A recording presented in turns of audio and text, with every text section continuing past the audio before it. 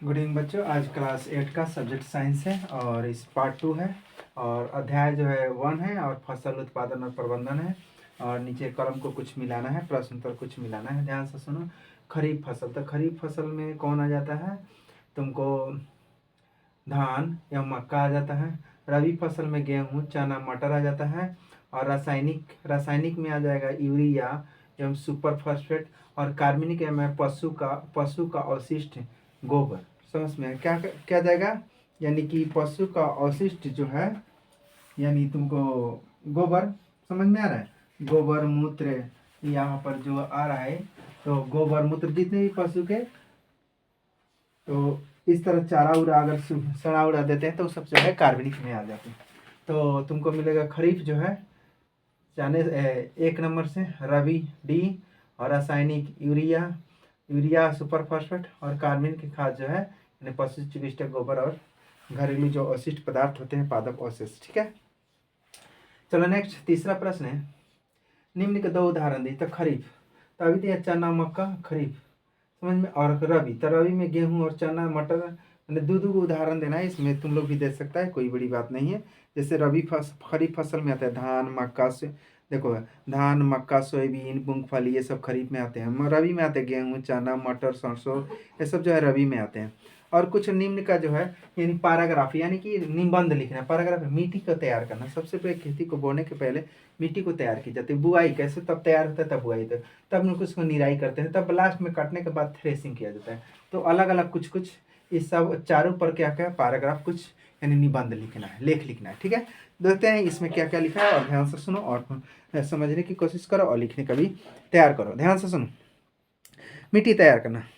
फसल उगाने से पहले मिट्टी को तैयार करना तो कदम है तथा कृषि में सबसे महत्वपूर्ण कार्यों में से एक मिट्टी को फसल तथा इसे ढीला करना तथा इसे जड़ें मिट्टी में गहराई तक प्रवेश कर सकती है और ढीली मिट्टी से केंचुआ और रोगाणुओं को पनपे में मदद मिलती है जो किसान के मित्र हैं और यह मिट्टी में ह्यूमस मिलाते हैं। साथ ही मिट्टी को पलटने और ढीला करने से पोषक तत्वों से भरपूर मिट्टी का सबसे ऊपर आती है, मैंने भरपूर मिट्टी सबसे ऊपर आती है, और ताकि पौधे इन पोषक तत्वों को उपयोग कर सके। दूसरा नंबर है देखो बुआई। तो देखो उसके बाद क्या करते हैं, तो बुआई फसल उत्पादन का सबसे महत्वपूर्ण हिस्सा है। बुआई से पहले अच्छी तरह गुणवत्ता पहले बीज को चुनते हैं और अच्छे किस्म के स्वच्छ तथा स्वस्थ बीज जो होते हैं, बीज को सीड ड्रिल या हाथ से भी बोया जाता है। चलो नेक्स्ट है निराई। अब देखो निराई क्या होता है। तो खरपतवार तथा अवांछित पौधे को फसल के साथ उगाते हैं और खरपतवार निकालने को निराई के रूप में भी जाना जाता है। हाथों से खुरपी जैसे औजारों का उपयोग करके या घास फूस नासी का उपयोग करके खरपतवार को हटाया जाता है और खेतों में खरपतवार को मारने के लिए भी इसका छिड़काव किया जाता है। इसी को निराई कहते हैं। नेक्स्ट है लास्ट में देखो थ्रेसिंग। तो थ्रेसिंग क्या है, यानी फसल को निकालते हैं। फसलों को अनाज को अलग करने की प्रक्रिया को थ्रेसिंग कहते हैं कहा जाता है। इसे कंबाइन यानी नामक मशीन की सहायता से किया जाता है जो वास्तव में एक हार्वेस्टर है तथा थ्रेसर का संयोजन करता है। इस प्रकार हम यानी कि थ्रेसिंग करते हैं। नेक्स्ट जो है यानी निम्न में अपने शब्द देखो। नेक्स्ट है कि स्पष्ट कीजिए कि उर्वरक खाद को किस प्रकार भिन्न है, यानी उर्वरक खाद से किस प्रकार भिन्न है। देखो तो मान लीजिए उर्वरक खाद और अंतर में, देखो उर्वरक और खाद में अंतर। तो देखो उर्वरक और खाद में अंतर कह रहा है, ध्यान से। 5वां नंबर उर्वरक और यहाँ पर देखो ठीक है, चलो उर्वरक और खाद में अंतर बताते हैं। तो उर्वरक जो है क्या है और खाद क्या है, इसमें अंतर ध्यान से सुनो। ध्यान से सुनो, सबसे पहले उर्वरक एक अकार्बनिक नमक है और खाद एक प्रकृति जिसे गोबर। देखो जैसे मान लो जैसे गोबर, यह प्राकृतिक रूप से खादर जो होते हैं, यह हम लोग देहात में देखते हैं, उससे खेतों में डालते हैं। ठीक है, देखते हैं, देखो ध्यान से।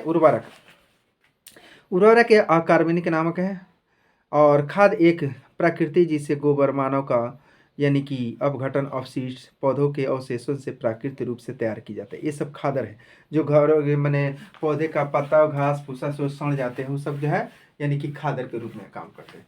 और जो खेतों में जो खरीद कर दुकानों से लाते हैं उर्वरक, यूरिया हुआ फास्फेट, ये सब यूरिया यानी फास्फेट है, तो अकार्बनिक। देखो तो नेक्स्ट है उर्वरक कारखानों में तैयार किया जाता है तथा खाद खेतों में तैयार की जाती है। और उर्वरक मिट्टी को ह्यूमस प्रश्न यानी प्रदान नहीं करता। उर्वरक ह्यूमस माने प्रदान नहीं करते हैं। खरपतवार मिट्टी को भारी तादाद में ह्यूमस प्रदान करता है और उर्वरक पौधे में बहुत समृद्धि पोषक तत्व प्रदान करता है, जैसे नाइट्रोजन, फास्फोरस और पोटेशियम। और खाद में अपेक्षाकृत कम पोषक तत्व होते हैं, माने खाद में अपेक्षाकृत कम पोषक तत्व होते हैं, लेकिन इसमें नाइट्रोजन पोषक तत्व उर्वरक में ज़्यादा होते हैं। नेक्स्ट देखो छठा क्वेश्चन, यानी सिंचाई किसे कहते हैं? जल संरक्षित करने वाली सिंचाई को दो विधियों को वर्णन करें। जल को संरक्षित करें, सिंचाई यानी कि पानी पटाना। पानी हम लोग कैसे पटाते हैं और उसे कैसे सुरक्षित रखते हैं, सुरक्षित करते हैं। देखो ध्यान से, तो निम्नलिखित अंतराल में फसलों को पानी की आपूर्ति की सिंचाई कहा जाता है। सिंचाई के दो विधि को पानी का संरक्षण करती है, जैसे छिड़काव प्रणाली। इस विधि से तरह लंबवत पाइप तथा यानी शीर्ष पर नोजल को घुमाते हैं तथा नियमित अंतराल पर मुख्य पाइप लाइन से जुड़े जाते हैं। जब एक पंप को मदद से पानी को मुख्य पाइप के माध्यम से बहने दिया जाता है तो यह घूर्णन यानी नालिका से बच जाता है और छिड़क जाता है तथा जैसे कि बारिश हो रही है, और इसका छिड़काव प्रणाली कहते हैं।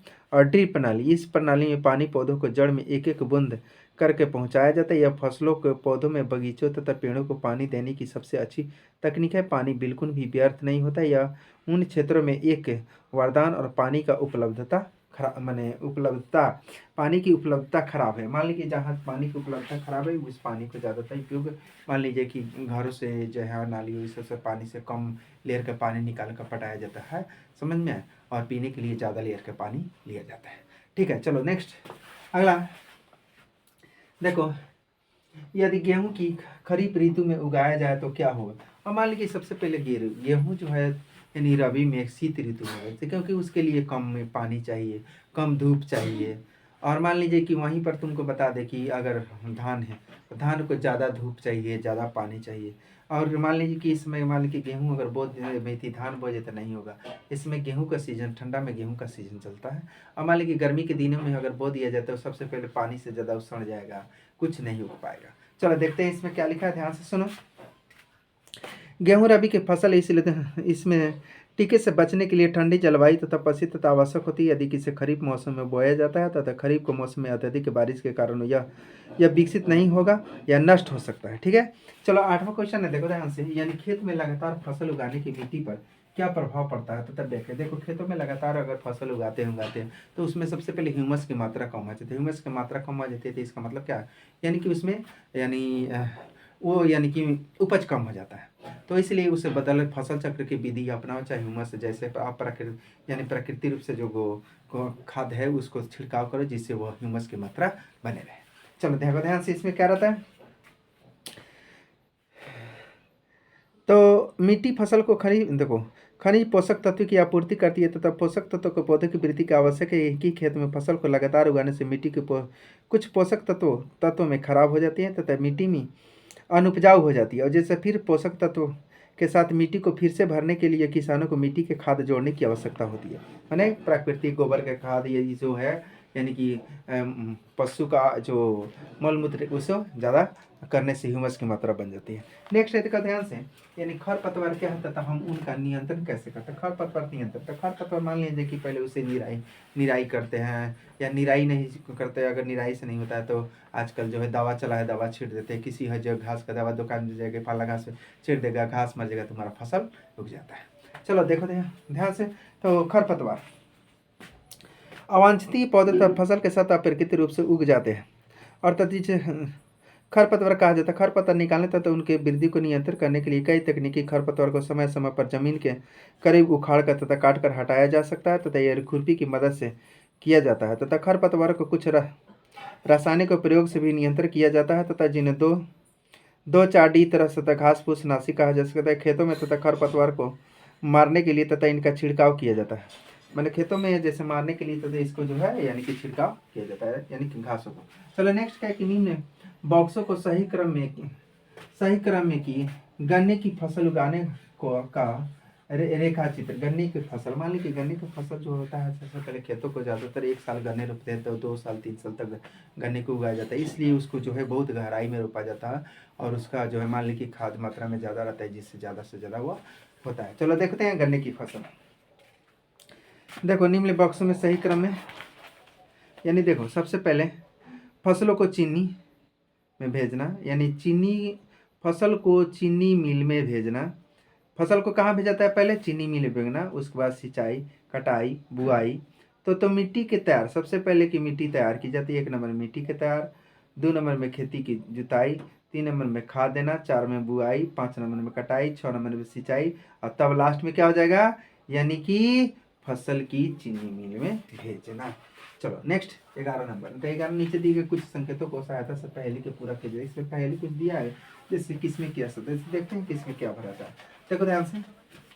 तो सबसे पहले इसमें र है तो बी लगा देंगे, तो रबी हो जाएगा रहट, तो इसमें हो जाएगा रहट। तीसरा नंबर में है देखो खरीफ, तो या फ है तो खरीफ, खरीफ हो जाएगा। चौथा नंबर यदि फ है तो फसल, या क्या लगा दो? फसल। और ये देखो यहाँ फसल लगा देगा, तो यहाँ क्या लगा दो? पशुपालन। क्या लगा देगा? पशुपालन, इसमें लगा दो। अब इसमें लगा दो न, तो पशुपालन। समझ में? उसके बाद है यहाँ पर 5 नंबर में देखो उ दिया है, तो उ व पर एक है तो उर्वरक। क्या लगा दो? उर्वरक। उर्वरक के बाद जो है यहाँ पर ई दिया है तो कटाई लगा दो। क्या लगा दो? कटाई लगा दो। उसके बाद देखो यहाँ पर ई दिया है तो निराई लगा दो। इस प्रकार यह वो जो है पहली तुम्हारा पूरा हो जाएगा। तो थैंक यू बच्चों, आज फिर से जो है तुम्हारा यानी सेकेंड पार्ट चलेगा। धन्यवाद।